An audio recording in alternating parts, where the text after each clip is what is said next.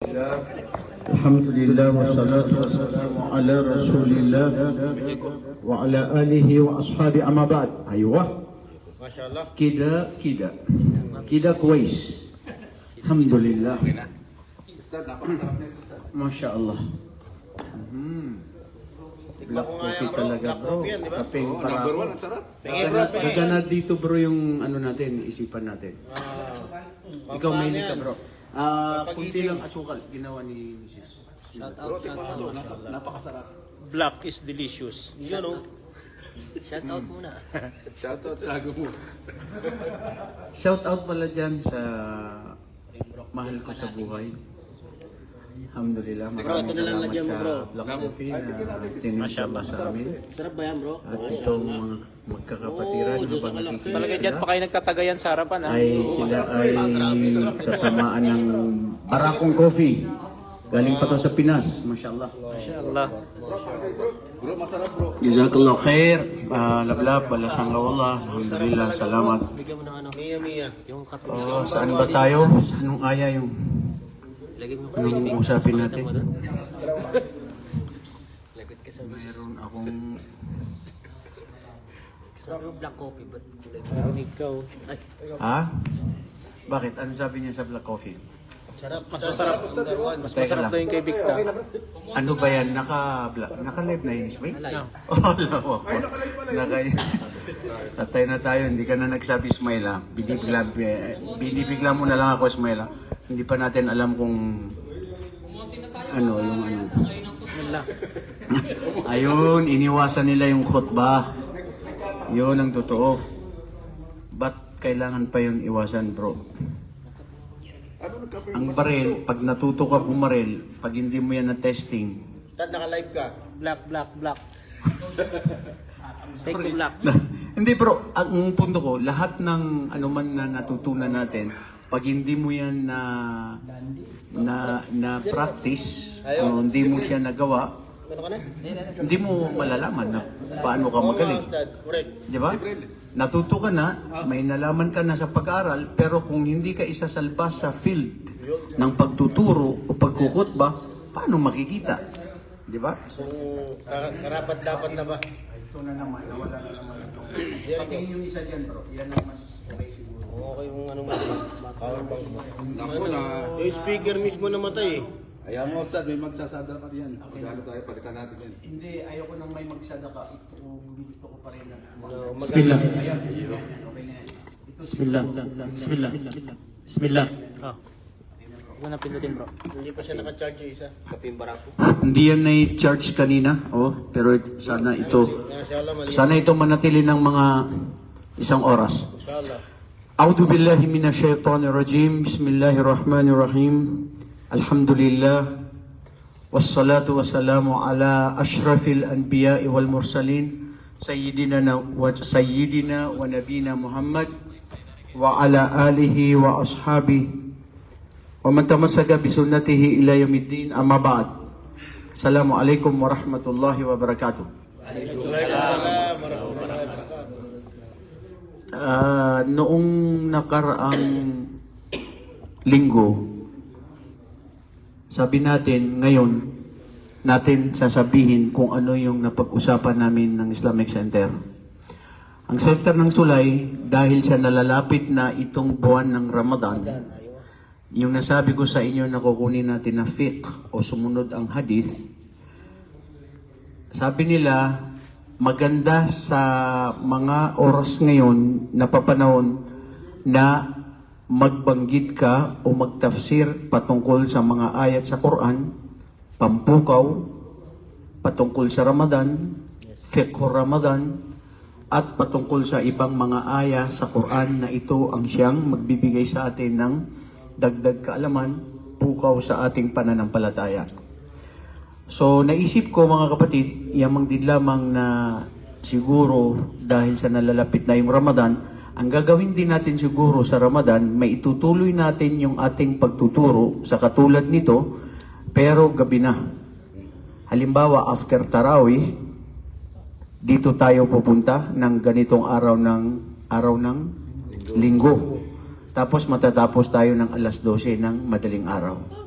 Oh, pwede yun. Kung sinong gusto pumunta, pupunta. Kung sinong ayaw pumunta, matulog sa bahay, mafi mushkila. Sawi. Di ba bro? Sa atin yun. Kasi sa every Ramadan naman yun, once in a week lang naman yun mangyari. At maganda na sa isang gabi ng Ramadan ay nakapagtipon-tipon tayo ng kaalaman sa Islam. Yun ang punto dun eh. Yun yung mga oras, araw na panahon na dapat samantalayin ang lahat ng paggawa ng kabutihan. At inshallah, naisip ko din, yung katulad nung last Ramadan na last year na ginawa natin, ay nagkaroon tayo ng pagsasama-sama rito, nagdala ang bawat isa ng pagkain, at nagtahajjud tayo dito. At nagkaroon din tayo ng programa ng kaalaman. Jericho, naalala mo yan? Di ba? Tapos, nakasagot ka yata o hindi? Oh, alhamdulillah, nakasagot siya. Maganda yun eh. Nakita ko yung bro, ang ganda. Ang ganda yun. Pwede natin gawin yun ng isang beses o dalawang beses na ibig sabihin yung kinabukasan, walang pasok para pwede tayo umuwi after Fajr, matulog. Gigising na lang tayo ng Dhuhr. Nakakuha ka ng taub? Mashallah. Ayun ang napanalunan mo. Alhamdulillah. May nagbigay pala ng sponsor noon. Oh. So inshallah, walang problema yan. At yan ay isa sa ating mga plano na gagawin natin mga kapatid. Bilang paalaala sa lahat mga kapatid sa Islam, ang ating relihiyon o ang ating paggawa ng kabutihan, tuloy-tuloy ito. Hanggat buhay pa tayo. Ito ang sasabihin ko una sa aking sarili at sa inyo lahat. Ang paggawa ng kabutihan, ang pinakamainam na mahal ng Allah ay ang gawain na tuloy-tuloy maski kunti lang. Kaysa sa ang dami pero biglang naputol at hindi na siya naulit muli.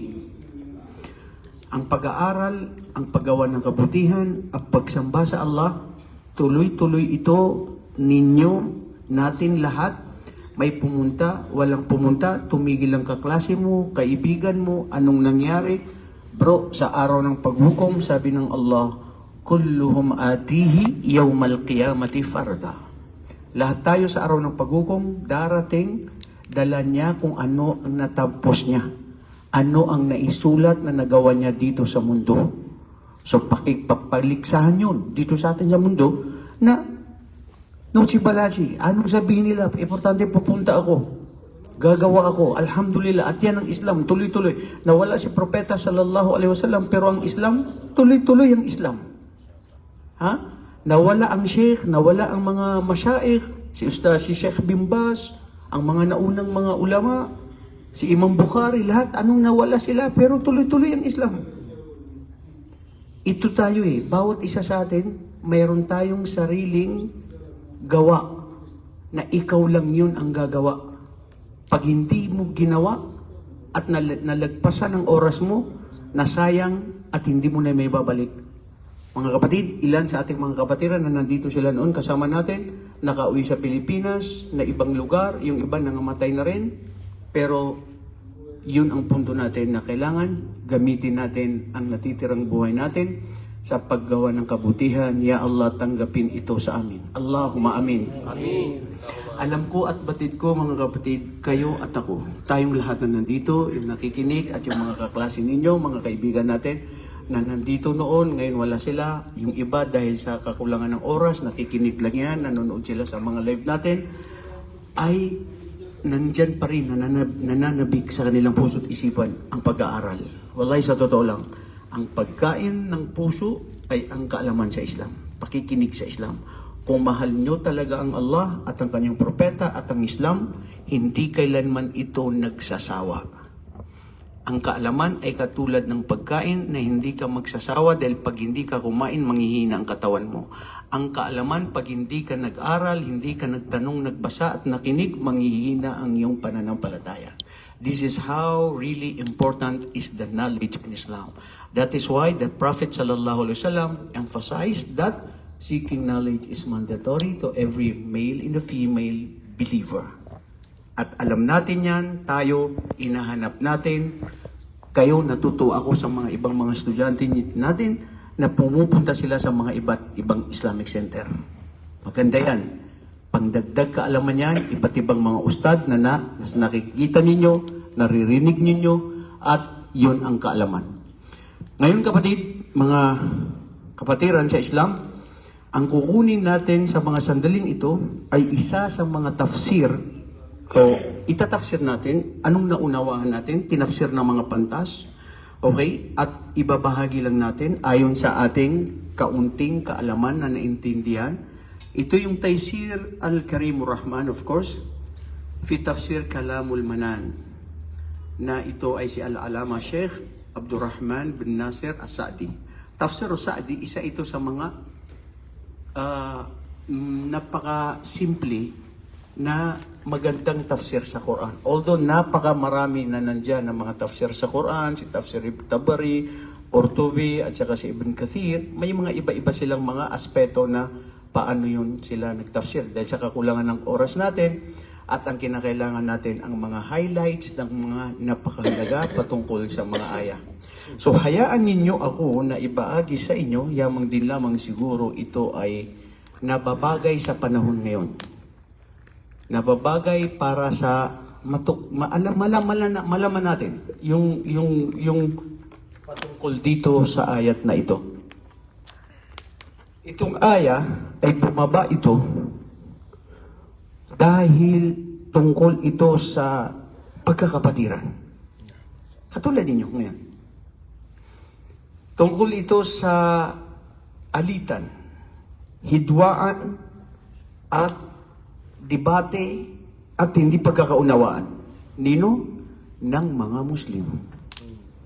So, ibig sabihin, tayo yung ating sarili nating inuusap natin ito. Hindi ba?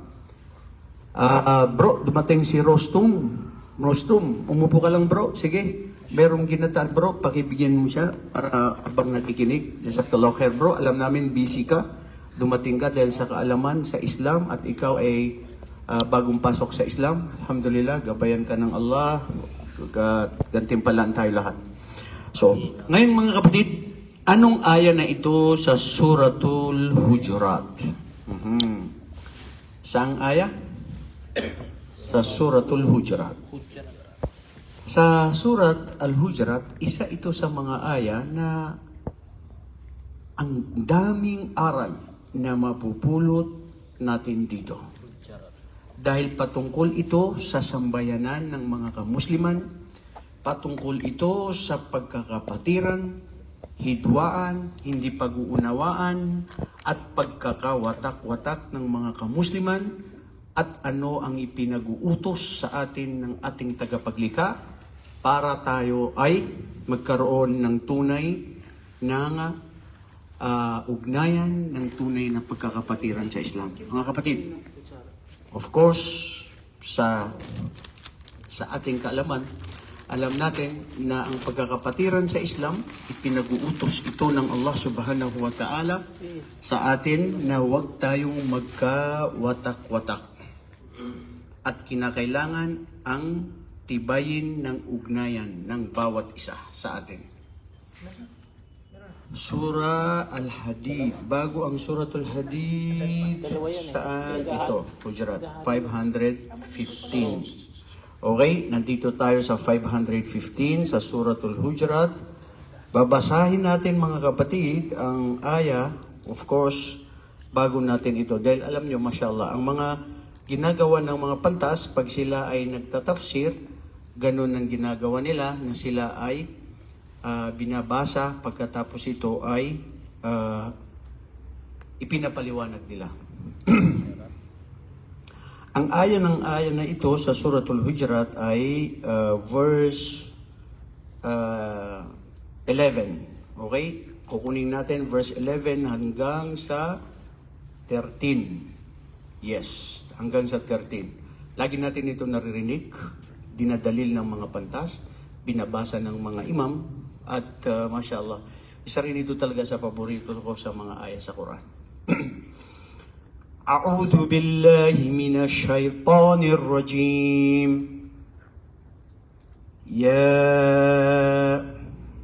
Bago dito sa ya. A'udhu billahi minash shaitanir rajim. إنما المؤمنون إخوة فأصلحوا بين أخويكم واتقوا الله لعلكم ترحمون يا أيها الذين آمنوا لا يسخر قوم من قوم عسى أن يكونوا خيرا منهم ولا نساء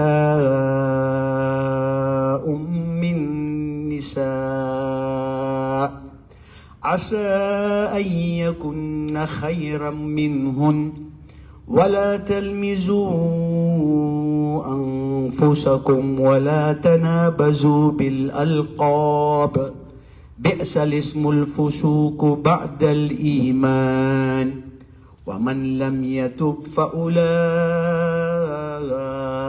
هم الظالمون يا أيها الذين آمنوا اجتنبوا كثيرا من الظن إن بعض الظن إثم ولا تجسسوا ولا يغتب بعضكم بعضا أيحب أحدكم أن يأكل لحم أخيه ميتا فكرهتموه واتقوا الله إن الله تواب رحيم يا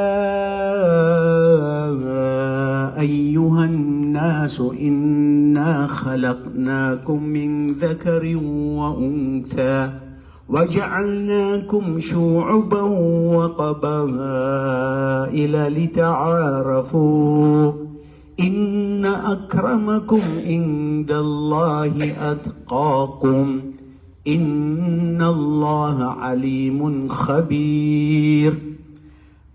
Mga kapatid, mashallah, sa pagbabasa lang ng aya na nakikinig lang tayo, pinibigyan tayo ng habag ng ating tagapaglikha. Dahil sa mga talata na naririnig natin, na walang pinakamabuti at pinakamainam na salita na narinig natin dito sa mundo, maliban sa salita ng kung sino yung lumikha sa atin. Tinawag ng Allah subhanahu wa ta'ala, o bago yun, tinabi niya dito, sinaksihan niya, innamal mu'minuna ikhwa. Ay innama adatu hasar. Ibig sabihin, sa wikang Arabic ng adatu hasar ay wala na, walang tunay na pagkakapatiran, na samahan ng pagkakaibigan, na walang pagkakaibigan, samahan, maliban na lamang kung sino ang magkakaibigan at kapatiran ng mga mananampalataya. Allahu Akbar. Doon pa lang bro, very challenging ngayon sa atin, di ba? Ibig sabihin nito, hindi nangangahulugan na tayo ay hindi pwede makipagkaibigan sa mga Kristiyano, mga Hudyo, hindi Muslim. Pwede tayong makipagkaibigan, pwede tayong makipag-ugnayan sa kanila. Pero ang punto rito, yung tunay na pagkakaibigan, na samahan, na kung saan yun ang ipinag-uutos ng Islam, na pagminahal mo ang kaibigan mo para sa Allah, mamahalin ka ng Allah subhanahu wa ta'ala. Sinabi niya, innamal mu'minun, katotohanan ang tunay na mga mananampalataya ay sila yung tunay na magkakapatiran, magkakaibigan. Ikhwa, magkakapatiran. Ang punto rito, mga kapatid, sabi ng mga pantas, al-ukhuwatul imaniya huwa aw hiya aqwa min ukhuwatun nasab, minan nasab. Yung tunay na pagkakapatiran sa relihiyon na pananampalataya ay siya ang tunay na mas matibay na samahan. Dahil bakit? May ugnayan yun sa Allah. kapatid mo sa ama at ina, oo, sa dugo lang.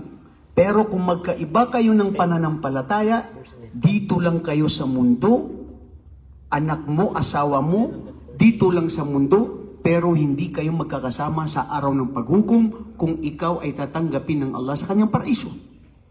Dahil ang tatanggapin ng Allah subhanahu wa ta'ala sa kanyang paraiso ay ang lahat ng sinong naniwala sa kanya at sinong naniwala sa pamilya ng isang mananampalataya. At ganun din ang magkakapatiran.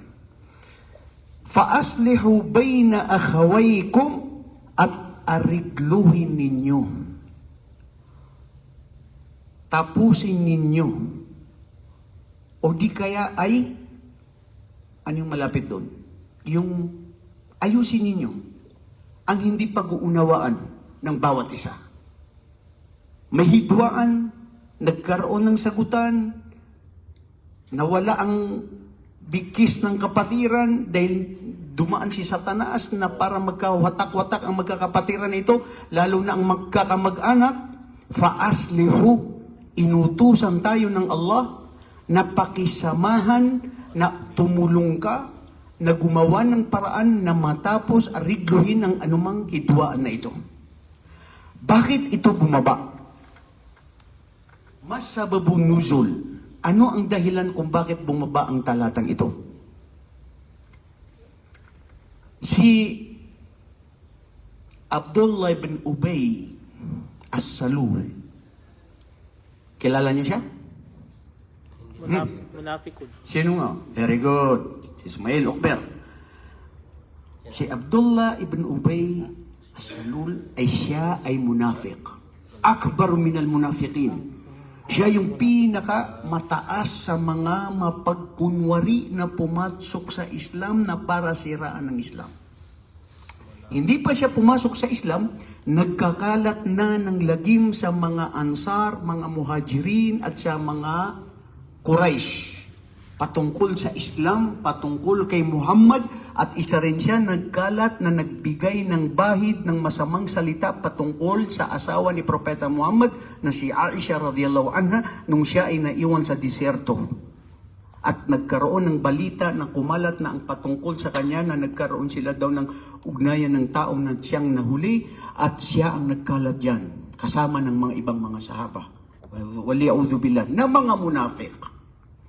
Ngayon, si Abdullah ibn Salul, dahil kilala, tanyag, makapangyarihan sa kanyang tribo, minsan nagtitipon-tipon sila ng kanyang mga kasamahan.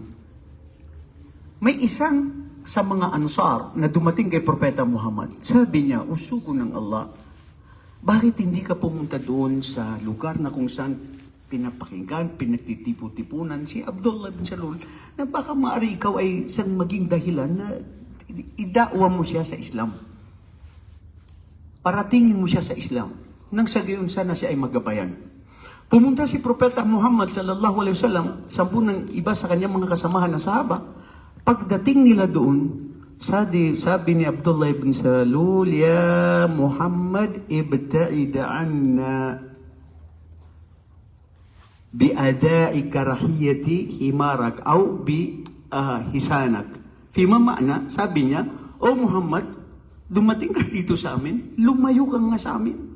Dahil ang baho ng sinasakyan mong kamelyo ay nagbigay sa amin ng na iba ang aming mood. Nagdulot ka dito ng baho dahil sa sinasakyan mo na yan. Tignan mo ang isang munafik. Kung paano sila magmaliit sa mga propeta. Bro, propeta yun ha. Ikaw pa kaya na kung pinagsasabihan ka bilang isang daing tapos minsan di ka makapagsabar. Sabi ni Propeta Muhammad, hindi siya sumagot, nagtimpi siya. Isa sa mga Ansar, sumagot doon kay Abdullah. Sabi niya, yung amoy na sinasabi mo na mabaho ang dumating na sakyan ni Propeta Muhammad, ang amoy mo ang siyang pinakamatindi na mas mabaho kaysa sa sinasakyan ni Propeta Muhammad. Sumagot si Abdullah bin Salul, 10 ng kanyang mga kasamaan, ikaw, sabi niya, ang mabaho. Fakada an yaktatalun. Mga mu'min, mga mananampalataya, kasama ang mga munafik na mapagkunwari, nagkaroon sila ng hidwahan, halos sila ay magpatayan. Sa oras na yun, isang salita na kataga na dinaan lang sa salita ni Abdullah bin Salul, nagkaroon ng patayan sa mga sahaba sa oras na yun. Yan ngayon ang nangyayari. Minsan dahil lang sa salita, nagkakaroon na ng rido. Nagkakaroon na ng away, hidwaan, di ba? Nung nangyari yan, bumaba ang talata. Innamal mu'minuna ikhwa. Bakit? Kasi ang totoong magkakapatid doon ay ang mu'min. Hindi kasama ang mga munafik, ang mga kufar. Dahil ang sinaksiyan dito ng Allah, ang totoong magkakapatiran ay ang totoong mga mananampalataya sa Allah subhanahu wa ta'ala. Kaya wallahi sa totoo lang bro, pag ikaw, kahit sino sa atin, nagkaroon ng kapatid sa Islam na minahal niya para sa Allah, sasaksihan niya ng Allah at alam niya na ito ay para sa kanya, ang gantimpala nito ay ang paraiso ng Allah subhanahu wa ta'ala. Hindi natin sinasabi bro, at siguro challenge na rin ito. Okay lang na sabihin natin, sa mga sino yung sumasama sa mga fraternity.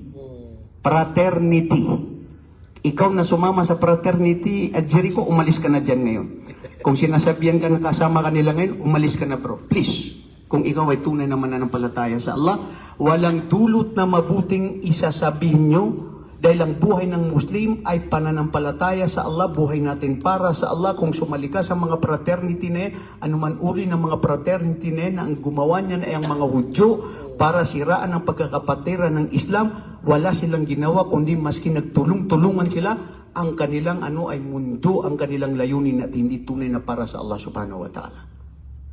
Ang Islam hindi kinakailangan ng organisasyon. Ang Islam, mahalin mo ang kapatid mo, respetuhin mo siya, huwag mo siya libakin, mahalin mo siya para sa Allah, respetuhin mo siya, sapat na yun na ikaw ay tunay na nagmamahal sa iyong kapatiran. Napakasimple. It doesn't mean na you have to be involved in one of the groups and fraternities to be among them. No, that's not the requirement. So ngayon mga kapatid, sabi ng Allah subhanahu wa ta'ala, فَأَصْلِحُوا بَيْنَ أَخَوَيْكُمْ, at arigluhin ninyo anong man ang inyong mga alitan na hindi pinagkakauna-unawaan. Wattaqullah.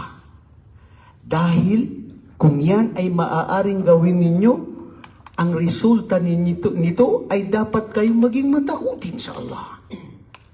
Bro, ang pagkakapatiran sa Islam, dapat ang ugnayan nito ay dahil sa Allah. Dahil sa pagkakapatiran para sa Allah. Dahil para sa takot sa Allah subhanahu wa ta'ala. La'allakum turhamun ay la'alla o la'alla litaraji. Taraji, ibig sabihin, nang sa gayon ay magkaroon kayo sa pamamagitan nito ay ang Allah ay magkakaroon siya ng habag sa inyo. Biyaya sa inyo. Turham, yarham. Bibigyan ng Allah subhanahu wa ta'ala. Ano yung hadith ni Propeta sallallahu alaihi wasallam? Irham man fil ard, yarhamuka man fis sama. Bigyan ng habag kung sino ang nandito sa kalupaan, bibigyan ka ng habag kung sino ang nandoon sa itaas. Ang Allah subhanahu wa ta'ala. So mga kapatid, itong islah, ang islah ay, ano ibig sabihin ng islah? Island. Seryoso tayo ngayon, Ismail.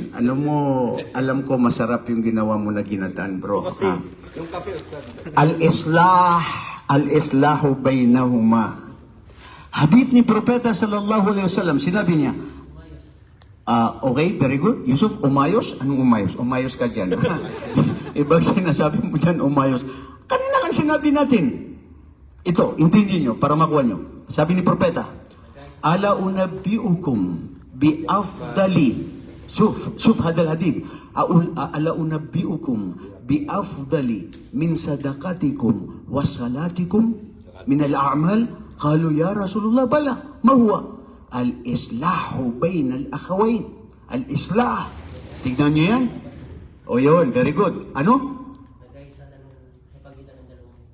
Okay. Sabi ni Propeta Muhammad, gusto nyo ba, na sabihin sa inyo ang patungkol sa mas matimbang pa sa pagbigay ng sadaka at pagsasala na gawaing mabuti? Sabi nila, sugo ng Allah, ano ito? Sabi niya, ang pag-aareglo sa alitan ng bawat pagkakapatiran. Ano ibig sabihin nun? Al-islah. May aya yan sa Quran. Ano rin ang sinabi ng Allah subhanahu wa ta'ala? La khayra fi kathirin min najwahum illa bisadaqatin aw ma'rufin aw islahum bayna nas. Subhanallah. La khaira, sabi mismo ng Allah, walang mabuti sa anuman ng mga salita na binibitiwan ninyo. Maliban sa mga salita ng mga mabubuti na ma'ruf, magbibigay ng benepisyo, magbibigay ng payo, hindi makakasira sa kapwa-tao, hindi magsasakit sa puso ng isang tao na binitiwan ng dila mo. Pagkatapos sinabi rito ng Allah subhanahu wa ta'ala, qaulun ma'rufin wa sadaqa, at yung mga naibigay nyo ng mga sadaka. Sadaka, nagluto si Amit ng arroz caldo, sinamahan ni Ismail Okmer ng bilo-bilo. Kape na nadala ni Mrs. Masyaallah. Bigta, Allahu Akbar, si Bigta noon pa yan hanggang ngayon. Allahumma arzuk Abdul Aziz. Allahumma amin. Allahumma aftah lahu amalan. Abwab ar-rizq fil ard wa fil akhirah. Allahumma amin. So ngayon bro, sadaka. Pag namatay ang tao, kung gusto pa niya may balik sa mundo, para siya magsadaka.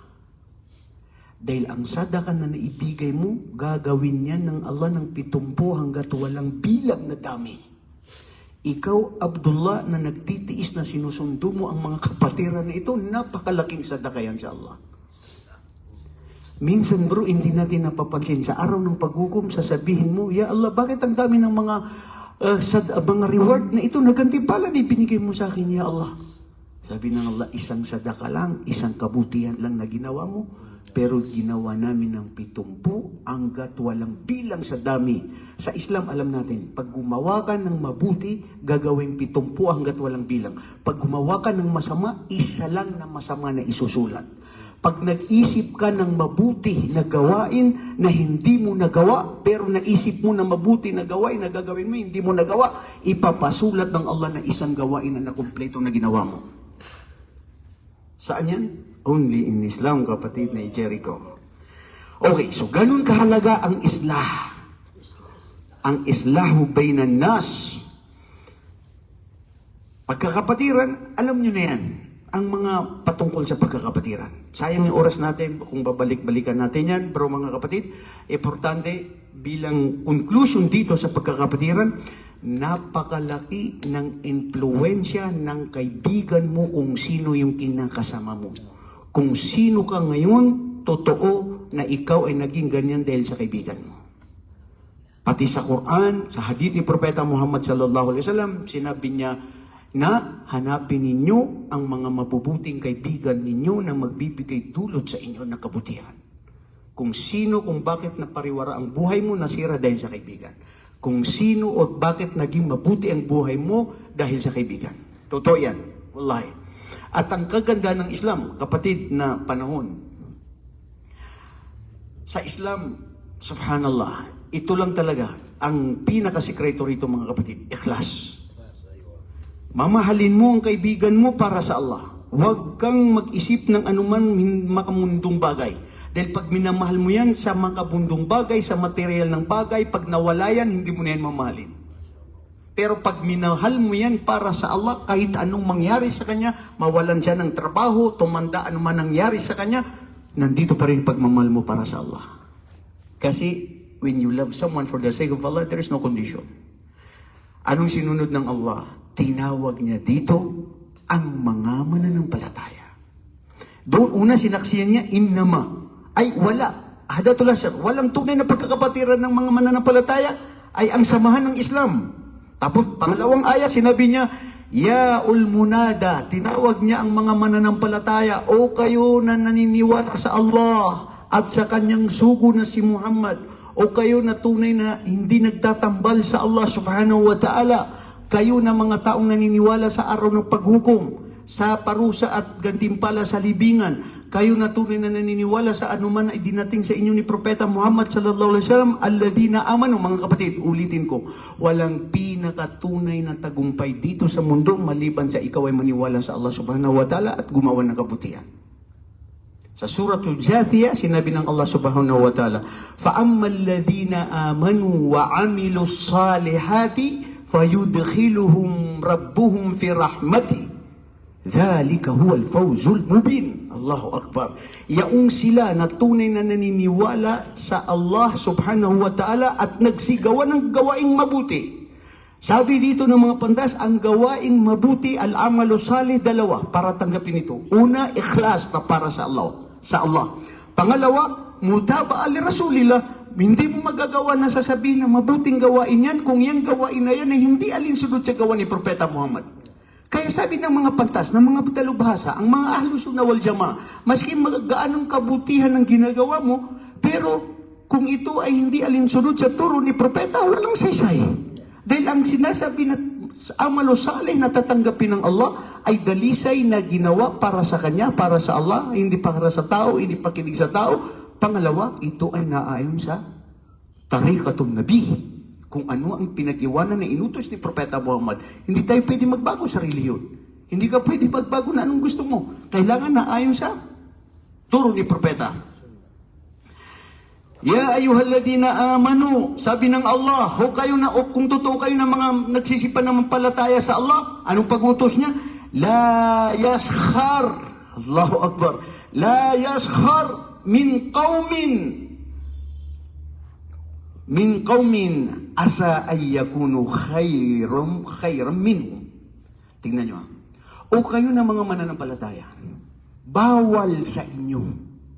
Ipinag-uutos ko na haram, bawal sa inyo na kayo ay maliitin ninyo ang mga tao. Ang pamayanan, kaibigan ninyo, kahit sinong tao. As-sukhriya, hada huwa sukhriya. La yaskhar. Ibig sabihin, pagmamaliit. Ibig sabihin, pang-iinsulto. Ibig sabihin, parang tinatapakan mo isang tao.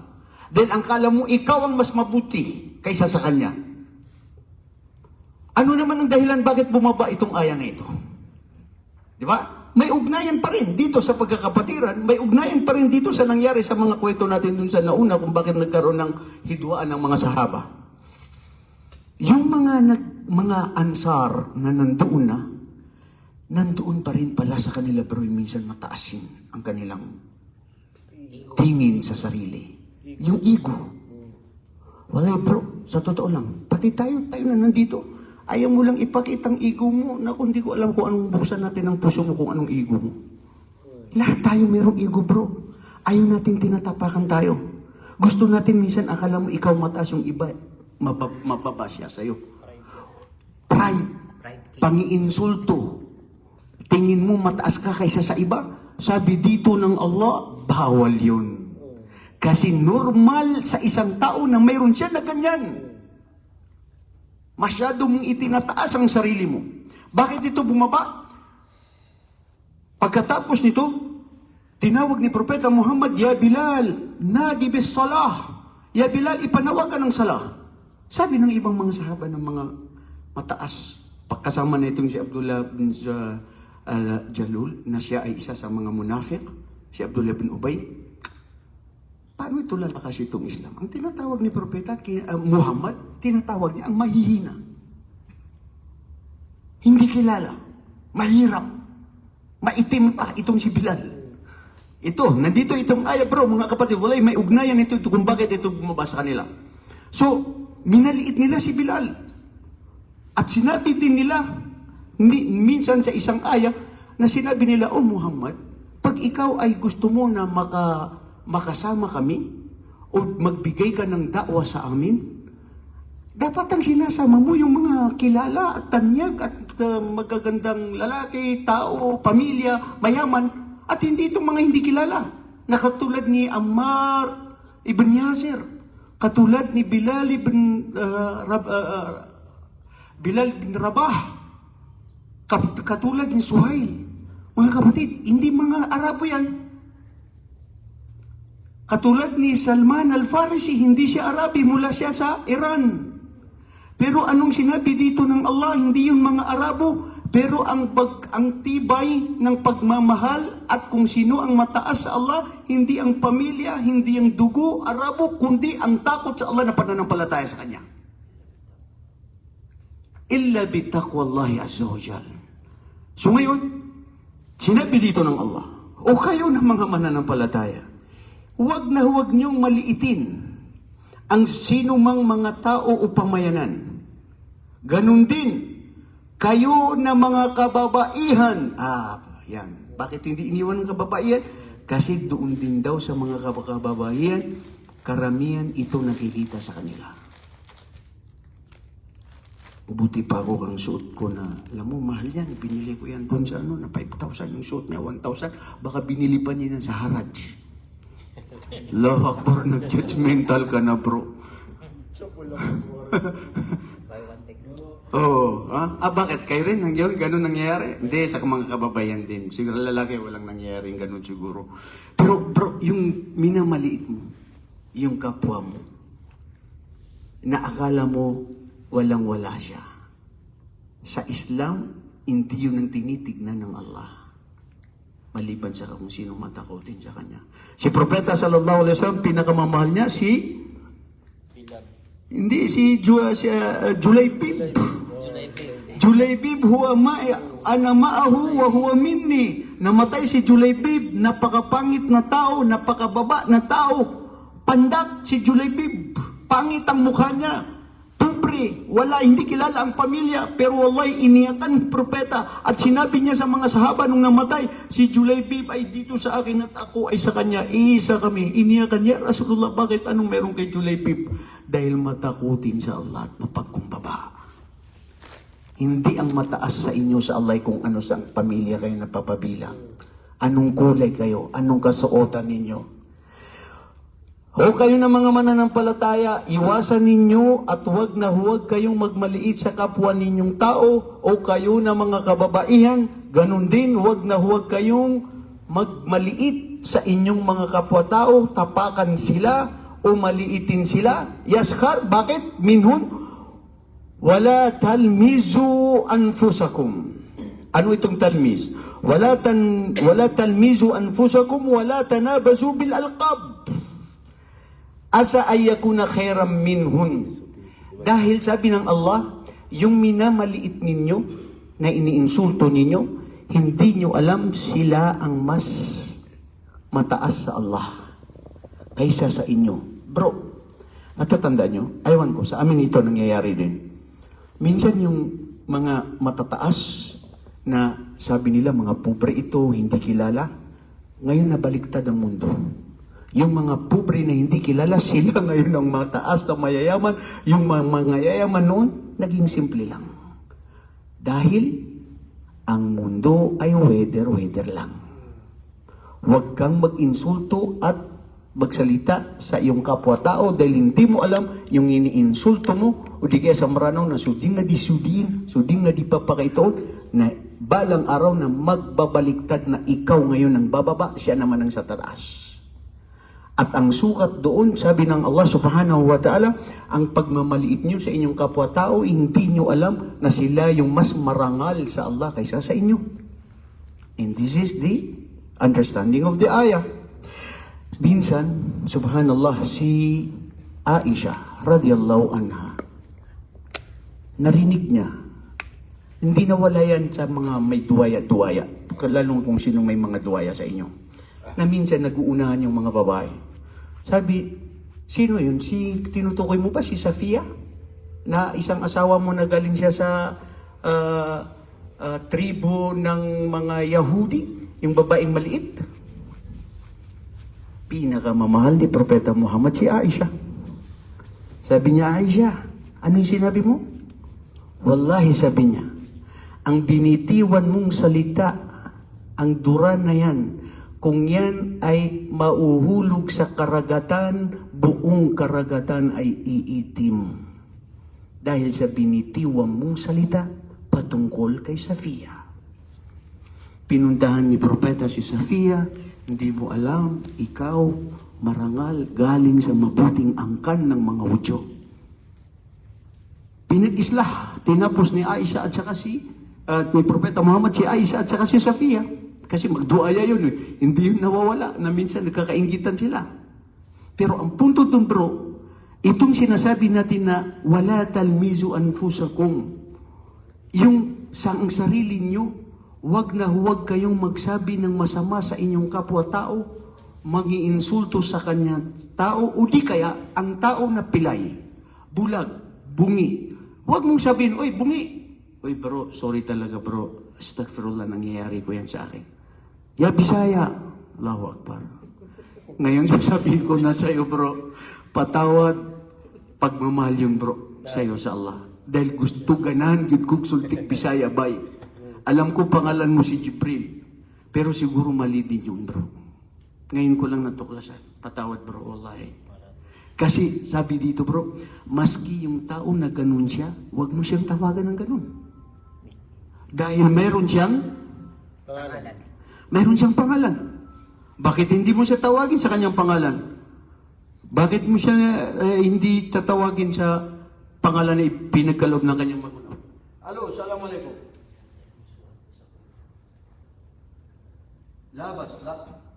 labas ya Sheikh inshallah. إذن بكرة إذن خلاص إذا ما تريد اليوم إن شاء الله بكرة تمام إن شاء الله أي نفس الوقت إن شاء الله بين 9 و9 ونصف تمام الساعة 10 لا بأس أوكي لا بأس أبي يا شيخ بارك الله فيك كتب الله أجرك يا شيخ حياكم الله آمين وإياك السلام عليكم. Nasaan ako kanina? Pangalan, Ustad. Yung tao, sa pangalan niya mismo, kung ano yung itsura niya, huwag mong tawagin na ganun siya. Halimbawa ako kalbo, sasabi mo, kalbo. Ayaw ko yung bro. Kalbo na eh. Sinasabi mo pa. Pag-umra. Ha? Pag-umra. Ano? Pag-umra. Ano pag-umra? Bibiruan, Ustad. Bro, ang pagbibiruan. Ang pagbibiruan na yan yung minsan nagkakaroon din ng ano yan, yung pagbibiruan na yan. Oh, pogi. Very good. Binigyan mo ako ng idea. Anong sinabi dito ng Allah? Dito yan, makikita natin ha. Sabi ng Allah, La yaskhar min qaumin asa ayakuna khairam minhum wala nisa'u min nisain asa ayakuna khairam minhun wala talmizu anfusakum wala tanabazu bil alqab bi'sal ismul fusuq ba'da al iman wa man lam yatub fa ulaika humudh zalimun. Sabi dito ng mga pantas, La yaskhar qaumum min. Yung min na yun, yung wag kayong mangiinsulso sa mga tao, sa mga iba, sa kanilang mga ano yung katangian nila. Iba. Hindi naman lahat eh. Hindi naman dito sinabi ng Allah subhanahu wa ta'ala na yung kullu. Doon niya tayon sa inna min ba'di dhanni ithm. Doon yun sa ithm. Bro, yung question mo na sasabihin mo sa tao na, oy, pogi, katulad dito si Pogi, Ayman Pogi. Pogi naman na talaga pangalan niya, bro. Wala problema. Okay. Pero Pogi pangalan niya. Ayman, ang pangalan niya eh. Ayman. Alias Pogi. Anong problema doon? Pinuri. Bro, ang punto rito, ang tao, tawagin siya sa kung ano ang gusto niya na tinatawag siya sa pangalan. Magandang pangalan na gusto niya. Yung minsan na kung ano yung aywan ko lang kung yung iba na tinatawag mo siya halimbawa ay Bisaya tapos wallahi pero sa puso ko yun gustong gusto ko yun pero siguro sa iba o siya nasasaktan ka ba bro?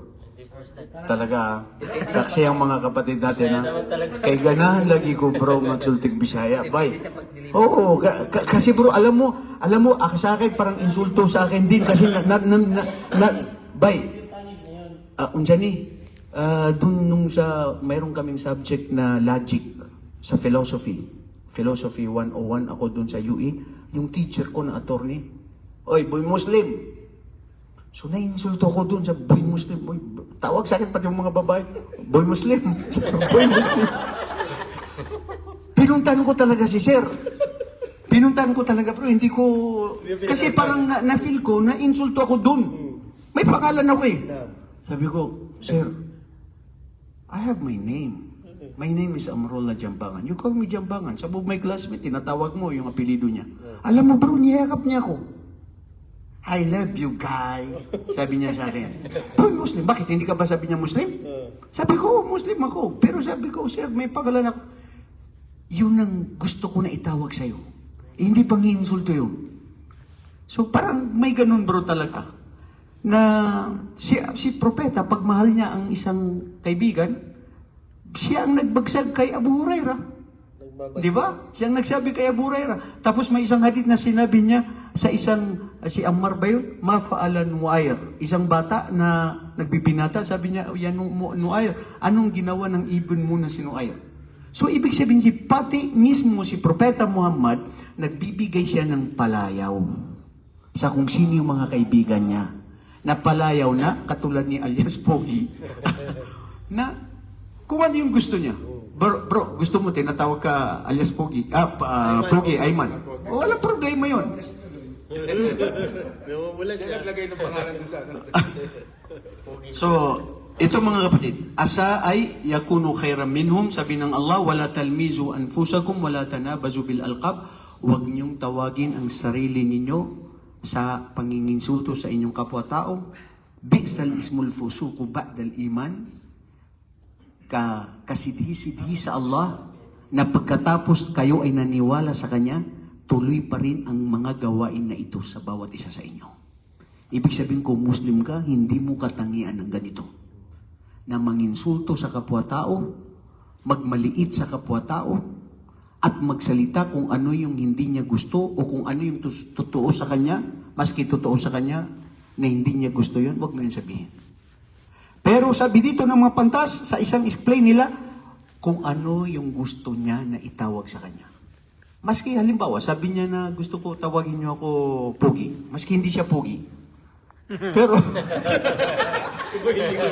ba't ba ako tumingin doon? Sige, maski hindi siya Pogi bro. Pero kung yun ang gusto niya, bakit hindi? O, di ba? Ikaw, Vince, tinatawag na ka namin na Big Talati. O, so walang problema yun sa'yo bro, di ba? So, ang punto rito mga kapatid, iwasan natin na magbigay ng mga palayaw sa kapwa-tao natin na hindi nila gusto. Makakasakit ng damdamin. Sino ba yung isang Allahu Akbar? 2 sahaba, nagkasagutan sila. Kilala, natanyag na 2 sahaba. Abu Dar. Si Abu Dar. Sino yung isang sahaba na kasama niya na si inano niya bro? Ha? Bilal. Si Abu Dar. Bro, si Abu Dar, isang muhaddith, kilala, natanyag na mahal ni Propeta Muhammad. Tapos sinabi niya kay Bilal, Ya Bilal, ya ibnata Sauda, o Bilal, ikaw na anak na babaeng maitim. Which is hindi pangiinsulto, which is nagkaroon sila ng kunting alyat. Normal, tignan mo, pati mga sahabat nagkakaroon ng ganyan. Wallahi, naiyak, sumama ang loob ni Bilal, pumunta kay Propeta Muhammad. Nagsumbong kay Propeta Muhammad. Nagalit si Propeta Muhammad sallallahu alaihi wasallam at sinabi niya kay Abu Dhar, Ya Abu Dhar, innaka fika min shay'in min al-jahiliya. Hindi ka pa rin pala nawawala sa mga gawain ng mga jahiliya, ng mga kamangmangan. Bakit yan? Nasabi mo yan sa dila mo na yan, na napakabigat yan sa Allah subhanahu wa ta'ala. Anong ginawa ni Abu Dhar? Wallahi bro, halos lumuhod kay Bilal at sabi niya sa mukha niya, itong mukha ko ilalagay ko sa lupa at hindi ko tatanggalin hanggat hindi mo ako napatawad ya Bilal. Tamo yun bro, totoo na maitim si Bilal, pero bakit pa yun sasabihin sa kanya? Masama yun sa Allah. وَمَنْ لَمْ يَتُبْ فَأُولَٰئِكَ هُمُ الظَّالِمُونَ. At ang sino mang gumawa rito sa mga pangiinsulto, pangungutya, pagmamaliit sa kapwa-tao, at hindi sila magbalik loob sa Allah, فَأُولَٰئِكَ هُمُ الظَّالِمُونَ. Sila ang tunay na mga taong makasalanan. Zalim. Ano ba yung zalim na malalim sa Tagalog, bro? Haula'id zalimun. Mapang-api. Pangabi. Yan, mga zalim. Mapang-api sa kapwa-tao. Mandaraya. Mapanghusga, mandaraya sa mga tao. Hindi mabuti. Mga kapatid, anong sinunod dito ng Allah? Ya ayyuhalladhina amanu ijtanibu kathiran minadh-dhann. O kayo na mga mananampalataya, ito ay patungkol sa mga judgmental ang siyang kukunin natin sa susunod na linggo. Inshallah. Napakaganda ng ayan na ito mga kapatid. Inshallah, napatapos natin yung kalahati. Ang kalahati, susunod natin sa isang linggo. Kalugdan tayo ng Allah, patawarin tayo sa ating mga kasalanan at ating pagkukulang.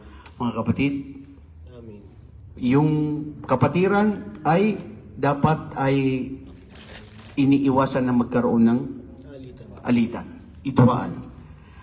Sasabihin ko to, ang pinaka-foundation ng pagkakapatiran, sisterhood, lalo na sa magkakaibigan din. Alam niyo bro, ganito yan eh.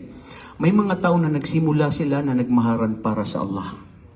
Pero nasayang ang pagmamahalan nila sa Allah na ang kanilang gantimpala ay para sa Allah dahil naghiwalay sila na mayroong puot, galit, selos o hindi na sila magkaibigan para sa Allah. Nasayang yun. Pag ikaw na kayo na magkakapatiran, sisterhood o brotherhood na samahan ninyo na wala ang pundisyon ng Islam, dapat nagsasamahan kayo para sa Allah, mga pagpapayo para sa Allah, pero kung may makamundong bagay o meron kayong nagtataasan kayo ng sino yung mas marami ganyan, dyan kayo nagkakaroon ng mga minsan hituaan, hindi pagkakaintindihan, nasayang yung samahan ninyo, nakalulugdan nawa kayo ng Allah pero nawala dahil sa bandang uli nagiwalay kayo na hindi para sa Allah subhanahu wa ta'ala. So alhamdulillah, baguhin tayo ng Allah sa ating mga puso na maging mabuti at ikhlas. Assalamualaikum warahmatullahi wabarakatuh.